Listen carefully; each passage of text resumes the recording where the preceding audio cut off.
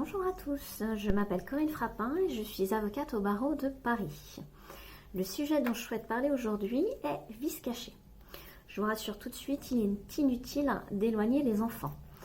En effet, je ne veux pas parler d'atteinte à la vertu, mais de ces mauvaises surprises que l'on peut découvrir dans le cadre d'un achat immobilier. Cette vidéo s'adresse donc aux vendeurs immobiliers, aux acheteurs d'un bien immobilier ainsi qu'aux professionnels de la vente. Et bien sûr, à tous ceux qui souhaitent entretenir leur culture juridique ou la développer. Mais tout d'abord, de quoi parle-t-on? L'article 1641 du Code civil indique que le vendeur est tenu à raison des défauts cachés de la chose vendue qui la rend impropre à l'usage auquel on la destine ou qui diminue tellement cet usage que l'acheteur ne l'aurait pas acquise ou n'en aurait donné qu'un moindre prix s'il avait connu ses défauts. Plusieurs critères donc pour obtenir la garantie des vices cachés. 1. L'antériorité du vice, c'est-à-dire qu'il préexiste à la vente.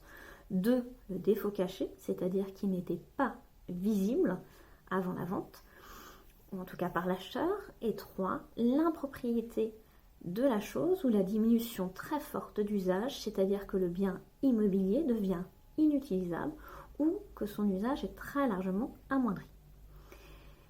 Les actes notariés peuvent contenir une clause de non-garantie des vices cachés, mais celle-ci n'est valable que si le vendeur ignorait lui-même le vice. À noter également que le vice caché peut être juridique. Et voici une illustration prise dans l'un de mes dossiers.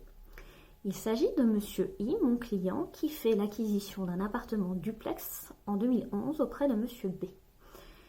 L'acte de vente indique que le vendeur a réalisé des travaux de réfection de la charpente et de la toiture en 2009. Lorsque M.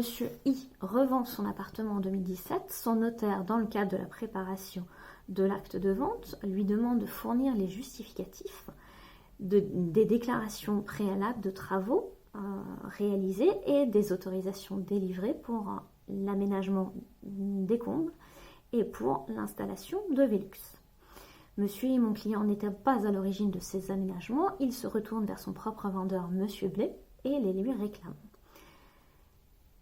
Ce que ce dernier ne fera pas, il ne fournira pas les justificatifs. Or, en application du Code de l'urbanisme, la mairie dispose d'un délai de 10 ans pour saisir un tribunal et faire ordonner soit la destruction, soit la mise en conformité d'un ouvrage édifié sans autorisation. Parallèlement, l'acheteur de mon client, Monsieur I, lui indique qu'il est toujours prêt à acheter, mais que compte tenu de ce risque juridique qui lui a été révélé, il ne veut plus acheter qu'à un prix moindre de 30 000 €.